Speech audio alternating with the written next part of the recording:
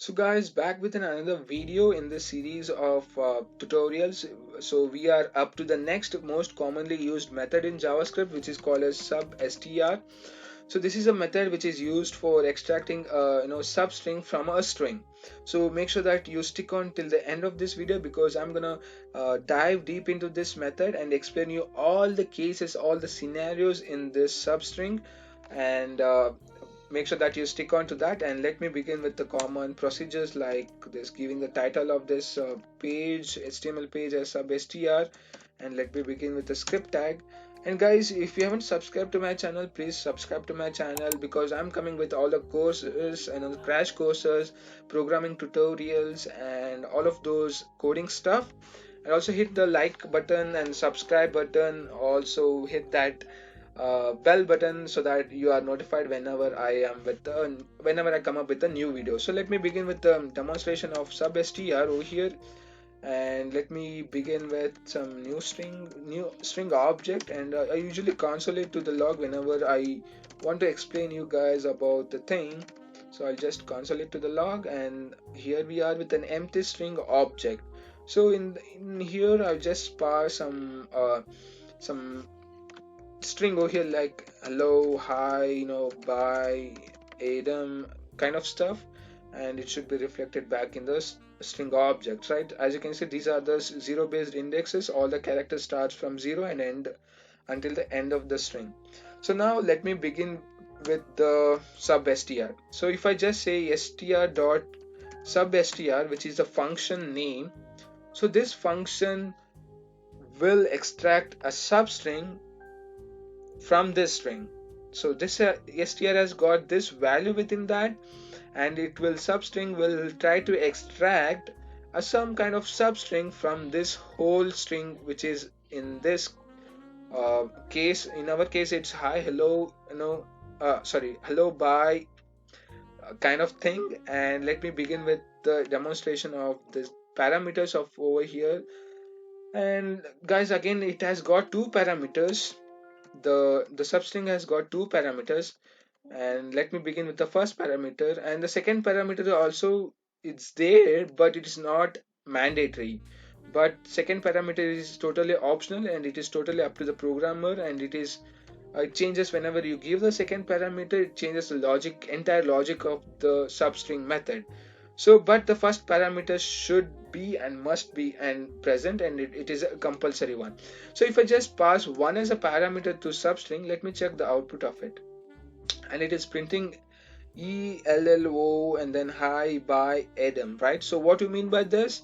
So if I just pass one, it means it will be start extracting with the index 1. So in the index 1, it's E. So it will start extracting from E till the end of the string, which is Adam. So here we are from E and ending up with the end of the string. That's it. So if I just pass with another index like 4, so it starts from index 4, which is O in our case, and end till the end of the string. That's it. It's so simple, guys. And this is one of the scenarios. And let me begin with the second scenarios. Instead of giving a 4 here, I'll just say -4. So what does this mean now? So if I refresh the browser, it's just printing Adam.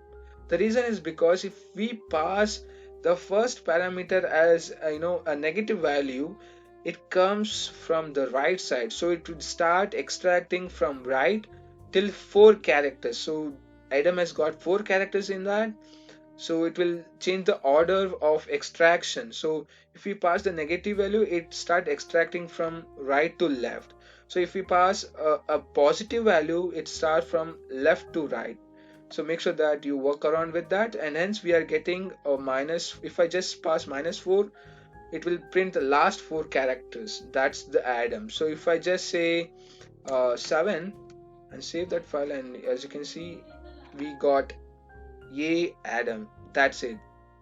So this is all about the scenarios of substr with one parameter. So let me begin with the next parameter, the second parameter. So we'll just say 1, which means in our case it start extracting from the position 1. In our case it's E. And let me see, I'll just say 4 as a second parameter as well.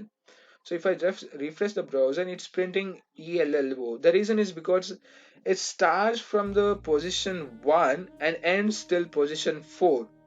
And as you can see, it's ELLO from 1 to 4. That's it. It's so simple, from index 1 till index 4. So this is it, guys. This is so simple. And make sure that, guys, it works from, if I pass a positive integer in the first parameter, it works from left to right. It works from left to right. That's very important. So if I just say 1 to, let me say 8, let me check the output.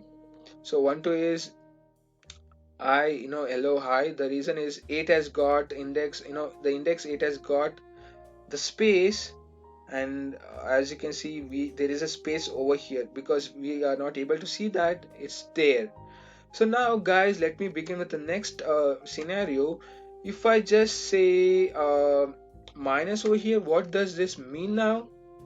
It's nothing, guys. If you refresh the page, as you can see, it's printing nothing. It's just a blank thing. The reason is because if I just pass a positive number in the first parameter, the logic works from left to right. So but if we pass a negative value in the second parameter, it won't go from from right to left, as we have studied over here, right? So this is kind of a contradictory logic in this substr, and hence we are getting this empty string. We can, no matter what negative value we pass here, it remains the same. As you can see, this is it, guys. Make sure that you won't use a negative value when you give a positive over here, right? So this first parameter should be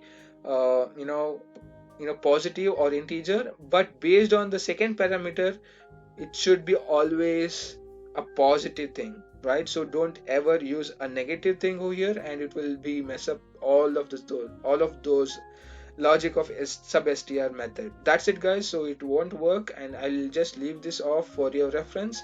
I'll just comment it out so that you will be having a reference of that. And this is it, guys. This is all of the scenarios of substring, with all of those parameters with negative values and positive values and the contradictory logic in substr. So this is all about substr method in JavaScript, and make sure that you practice it a lot and work with all of this kind of a thing in your PCs and come up with something, and let me know your new ideas in the comment section below, and I'm curious about that, and I also help you if you ask any help in the comment section below. So make sure that you comment and like this video and subscribe to my channel, and see you in the next video.